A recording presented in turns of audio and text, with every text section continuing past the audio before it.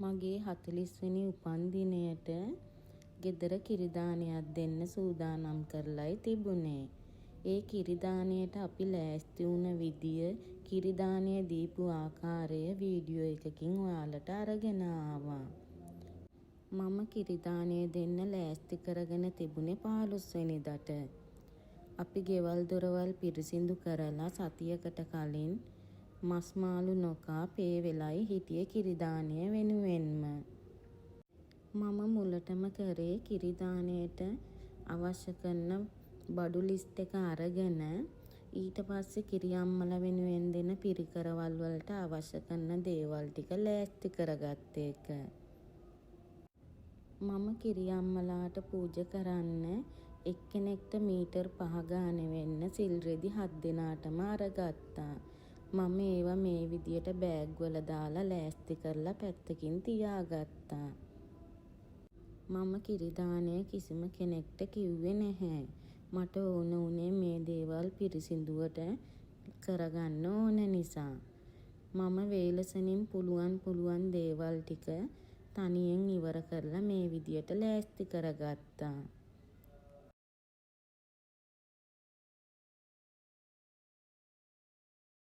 තව මම එදිනෙදාට පාවිච්චි කරන දේවල් අරගෙන මේ විදියට කිරි අම්මලා 7 දෙනාට වෙනම පාර්සල් 7කුත් හැදුවා. මම මේ හැම පූජාවක්ම හදන්න කලින් නාලා පිරිසිදු වෙලයි මේ හැම පූජාවක්ම හදන්න ලෑස්ති වුණේ. ඒ විදියට පිරිසිදුවට හැමදේම කරගන්න ඕන නිසා. කිරි අම්මලාගේ පූජාවල් තියන්න මම වේලසනින්ම කාමරයක් අස් කරලා පිරිසිදු කරලයි තියලා තිබුණේ. මම පුළුවන් වෙලාවට පුළුවන් පූජාවල් හදාලා මේ විදියට ලෑස්ති කරලා ඒ කාමරෙන් අරගෙන තියාගත්තා. හස්බන්ඩ් රටේ ඉඳන් එනකොට චොක්ලට් වගේක් ගෙනල්ලා තිබුණා. මම ඒවත් මේ විදියට ටින් වල තියෙන ඔක්කොම කඩාලා කවලමට කිරි අම්මලාට පූජා කරන්න පෙට්ටි 7කට ඒකත් ලෑස්ති කරගත්තා. මම මේ හැම දෙයක්ම පේන බෑග් වලටයි මේ විදියට පේන බොක්ස් වලටයි දාලා තමයි පූජාවල් ටික ලෑස්ති කරේ.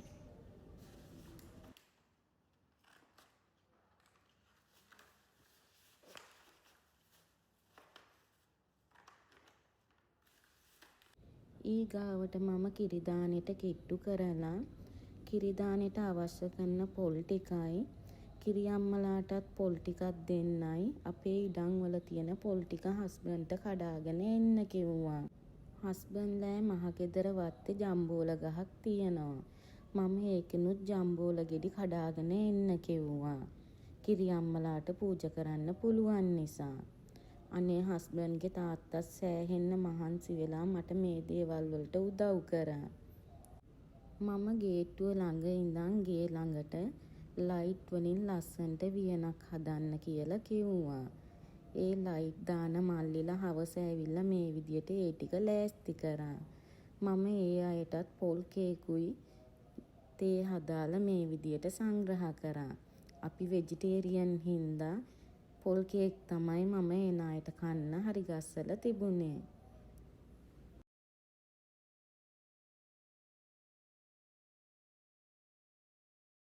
ඊගාවට හවස් වෙනකොට කිරිදානය හදන්න ඉන්න නැන්දත් ආවා. මේ විදියට හැඳි කැවුම් හදන්න කලින් මේ විදියට චාරිත්‍ර කරලා මට කියවලා තෙල් හට්ටියට ඉතිපිසෝ ගාතාව 3 පාරක් හිතෙන් කියාලා චාතියට තෙල් දාන්න කිව්වා. මම ඒ නැන්ද කිව්ව විදියට තෙල් චාතියට මේ විදියට ඉස්සර වෙලා ඉතිපිසෝ ගාතාව හිතෙන් කියාලා මේ විදියට තෙල් ටික චාතියට දැම්මා. ඊට පස්සේ නැන්ද කිව්වා මුල්ම කැවුම මට හදන්න කියලා. හදන විදිය ඉතින් මට කියලා දුන්නා. හරිම සතුටුයි. මම දන්නේ නැති ගොඩාක් දේවල් ඒ නැන්ද මට කියලා දුන්නා. කිරි දාන එක පැතිවල දෙන විදිය වෙනස්නේ. මේ නැන්ද මට ගොඩාක් දේවල් කියලා දුන්නා. අපේ දකුණු පළාතේ නම් කිරි දාන වලට හදන්නේ කොණ්ඩ කැවුම්. මේ පැත්තේ කිරි දාන වලට හදන්නේ හැන්දි කැවුම්. මම අපේ ගෙදරත් කිරි දාන වලට දැකලා තියෙන්නේ කොණ්ඩ කැවුම් හදනවා. මම ඉතින් මේ නැන්දගෙන් ගොඩාක් දන්නේ නැති දේවල් අහගත්තා. මේ විදියට තෙල් හට්ටියට පිටි ටික දැම්මයින් පස්සේ හැන්දි කැවුම පිපිලා උඩට එනවා. හරිම ආසයි බලාගෙන ඉන්න. මම කීපයක්ම හැදුවා.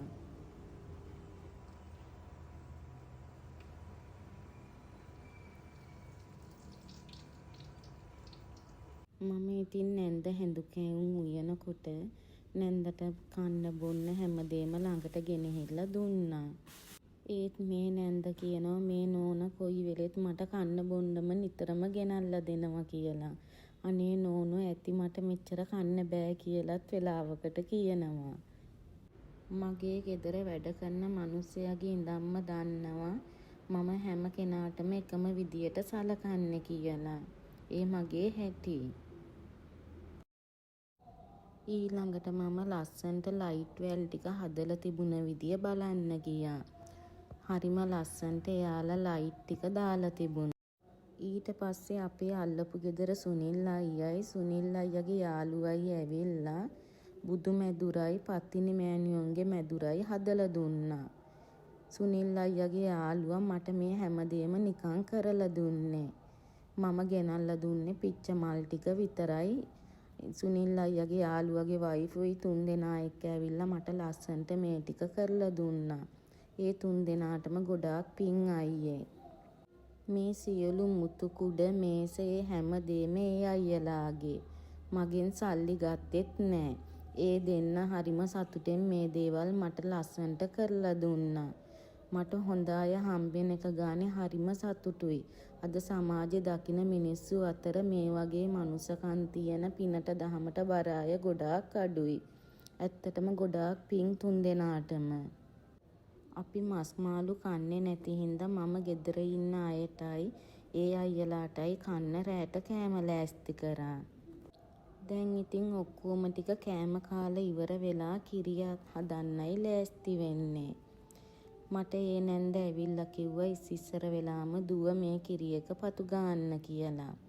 මම පතු ගෑවයින් පස්සේ මගේ මහත්තයාට පුතාලා දෙන්නටත් කිරි එක මේ විදියට පතු ගන්න දුන්නා. හරිම සතුටින් ඉතින් අපි බොහොම පිරිසිදුව මේ දේවල් කරා.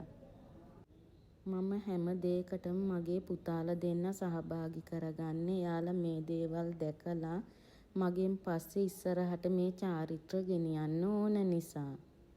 ඊගාවට මම අපේ වැඩ කරන ධර්මයේ එක්ක කිරි අම්මලා 7 දෙනාට මේ විදියට පොල් බෑග් වලට දාලා බෑග් 7කුත් හදාලා හරි ගස්සලා තිබ්බා. හස්බන්ඩ්ගේ අම්මා ඉඳපු පොල් ගස්වල පොල්නේ අපි කන්නේ කරන්නේ. ඉතින් මේ විදියට කිරි අම්මලාටත් මේ විදියට දුන්නහම හස්බන්ඩ්ගේ අම්මටත් පින් සිද්ධ වෙනවනේ. මම ඊගාවට කිරිය එක හදන පැත්තට ගියා. දැන් කිරිය එක මේසෙට දාන්නයි හදන්නේ. මම ඉතින් එතන පොඩි වීඩියෝ එකක් කරා බලන් ඉන්න හරිම ආසයි. ඊළඟට කිරිය එක නිවුණයින් පස්සේ මේ මල්ලි කිරිය ටික මේ විදියට කෑලි වලට කපාලා වෙන් කරගත්තා. මුලටම බුදුන්ට බුද්ධ පූජාවට අයින් කරලා ඊට පස්සේ කිරි අම්මලාගේ පිගන් වලට කෑලි 7 තියාලා ලෑස්ති කරගත්තා.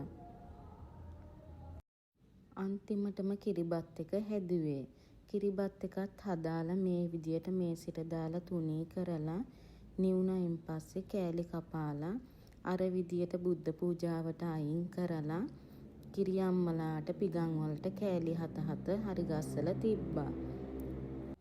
මට ඒකේ නම් වීඩියෝ එකක් කරගන්න හම්බුනේ නැහැ. මොකද තනියෙන් වැඩ කරගන්න හින්දා මං ඉතුරු වැඩ කරගන්න ගේ ඇතුළට ගිය නිසා. ඊගාවට මම මුළු ගේම අතු ගාලා ඉවර වෙලා හොදගත්ත කර්ටන් ටික ඔක්කොම දාගත්තා. පුතාගේ යාළුවත් මට ඇවිල්ලා උදව් කරා. දැන් මම සාලේ තියෙන ලොකු මේසෙට සුදු රෙද්දක් දාලා කිරි අම්මලාට දෙන්න තියෙන පූජාවල් ටිකයි කිරි දානිය ටිකයි ඔක්කොම තියලා මෙතනින් ලෑස්ති කරගත්තා. මම කිරි අම්මලාට පූජා කරන්න හාලුයි බල්බ් වගේකුත් අරගෙන තිබුණේ. මේසෙ උඩ ඔක්කොම ටික හදාලා තියලා ඉවර වෙලා කිරි අම්මලා වඩින වෙලාවත් ළඟ නිසා මම මල් ආසනය ලස්සනට සරසන්න ලෑස්ති වුණා. අපේ මහත්තයාගේ යාළුවෙක් වෙන මල්ලි කෙනෙක් මට කහමල් බෑග් එකක්ම කඩලා දුන්නා. මේ කිරි දානේ බඩු මුට්ටු ගන්න යන ඒවටත් සෑහෙන්න ඇවිල්ලා උදව් කරා. ඒ මල්ලිටත් ගොඩාක් පිං මල්ලි. කිරි අම්මලා වඩින වෙලාවත් ළඟ නිසා පිරිසිදු වෙලා ඇඳුම් ඇඳගෙන ඇවිල්ලා මේ සියලු දේවල් කෙසෙල් කොළ වලින් වහලා තියාලා තිබ්බා. ඊගාවට කිරි අම්මලා 7 දෙනා පත්තිනි මෑණියොන්ගේ පිළිරුවත් අරගෙන අපේ ගෙදරට වඩින්න ලෑස්ති වුණා. මගේ හරිම ආසාවක් තිබිච්ච දෙයක් තමයි පත්තිනි මෑණියොන්ගේ පිළිරුව මගේ අතට අරගෙන මගේ අතින්ම ගේ ඇතුළට වඩම්මවලා පත්තිනි මෑණියොන්ගේ මැදුරෙන් තියන්න. ඒක තමයි මගේ එකම හීන වෙලා තිබුණේ. මම දැන් අවුරුදු 40ක ගැහැණියක්.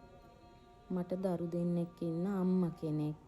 ඒ වගේම මගේ අම්මලාට, සහෝදරයන්ට, මගේ සැමියාට කිසිම අගෞරවයක් වෙන විදියට මම මගේ චරිතය කැත කරගෙන නැහැ. මං ගෞරවයෙන් ජීවත් වුණා. චරිතවත්ව ජීවත් වුණා.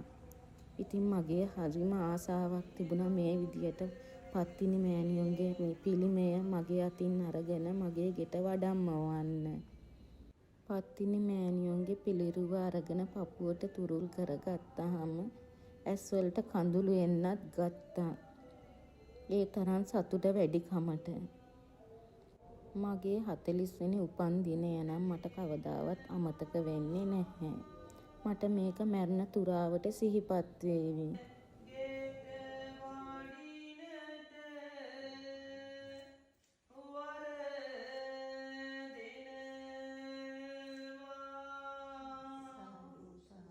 ඊළඟට කිරි අම්මලා ටික පැදුරුවල වාඩි වුණා.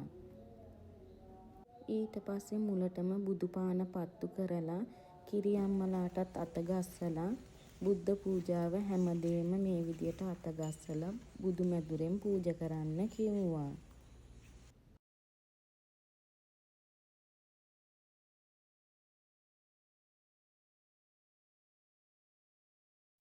ඊළඟට පත්තිනි මෑණියොන්ගේ පහනත් පත්තු කරලා පත්තිනි මෑණියොන්ගේ පූජාවල් ටිකත් මේ විදියට ඔක්කොම අත ගස්වලා පත්තිනි මෑණියොන්ගේ මැදුරෙන් පූජා කරන්න කිව්වා.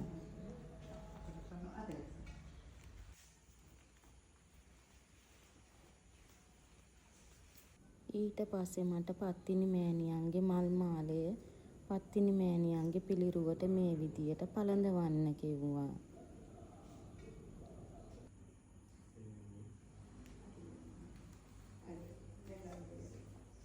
ගණ දෙවියන්ගෙත් පහන පත්තු කරලා මේ විදියට ගණ දෙවියන්ටත් මල් මාලය දාලා පූජාවල් ටික පූජා කරා. ඊට පස්සේ කිරි අම්මලාට මේ විදියට පත්තර පිටු එලාලා ඒකට උඩින් කෙසෙල් කොළ තියාලා මේ විදියට පිළිගැන්නුවා. ඊට පස්සේ කෙසෙල් කොළ 7ට මේ විදියට කිරි ඉහලා කිරි දාණය කිරි අම්මලාට පිළිගැන්වුවා.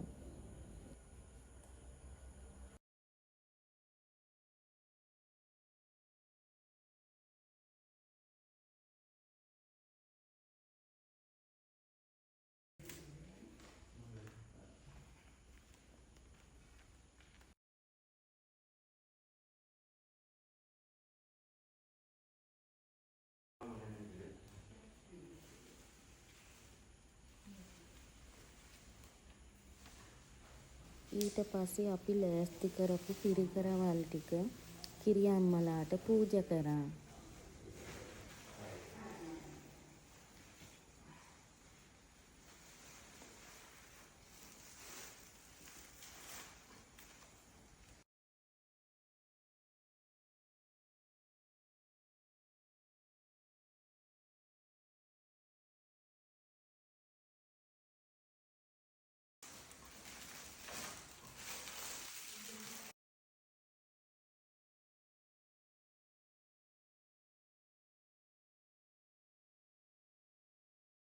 කිරි අම්මලාට ඔක්කොම පූජා කරලා ඉවර වුණායින් පස්සේ කිරි අම්මලා ගාත කියන්න පටන් ගත්තා.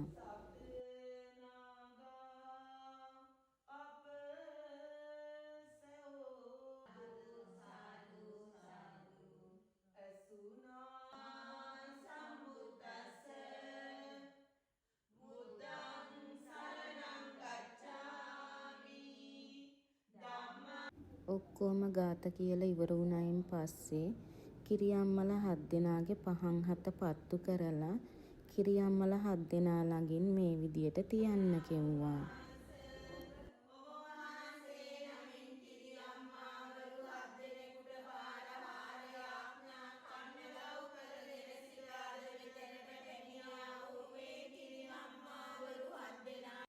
ඊගාවට වතුර භාජනයක් ගෙනල්ලා ඉවර වෙලා කිරි අම්මලා මේ විදියට අත් සෝදලා කිරි දාණය මේ විදියට හැම එකකින්ම අරගෙන කෙසෙල් කොලේට මේ විදියට තිබ්බා. ඊළඟට තිබුණේ කිරි උතුරවන්න. මම කිරි කලය මේ විදියට ලිප උඩ තියලා වැඳලා ලිප පත්තු කරා.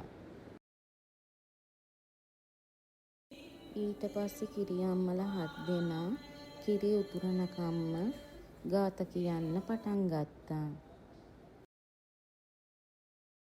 අන්තිමටම කිරි අම්මලා ටික අපි පූජා කරපු පූජාවල් ටික මේ විදියට බෑග් වලට දාලා හරි ගස්සගත්තා. ඊට පස්සේ කිරි අම්මලා 7 දෙනාම මේ විදියට අඹ අත්ත අරගෙන අපි 4 දෙනාටම ආශිර්වාද කරලා සෙත් පතලා මේ විදියට ආශිර්වාද කරා. ඊට පස්සේ කිරි අම්මලා මැටි පහන් හත අරගෙන මේ විදියට අපිට ආශිර්වාද කරා.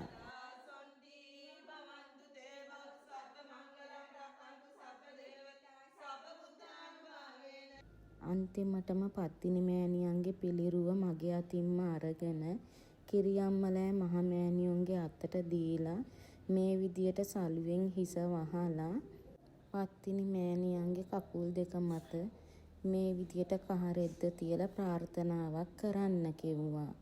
මම ඉතින් හිතින් හිතාගෙන ප්‍රාර්ථනාවක් කරා. සංසාරේ පුරුද්දටයි කියනවා අපි වපුරන්නේ වීනම් අපේ අස්වැන්න වී පමණමයි කියන. එහෙනම් අදත් මේ දානමාන පුණ්‍ය කර්ම ඉෂ්ට සිද්ධ කළා සන්තෝෂෙන් කළ බාරහර අපි සන්තෝෂෙන්ද අදත් උතුම් අම්මාට මේ කළා කුසල කර්මානුභාවයට ඊට පස්සේ කිරි අම්මලා ඔක්කොම ටික යන්න පිටත් වුණා.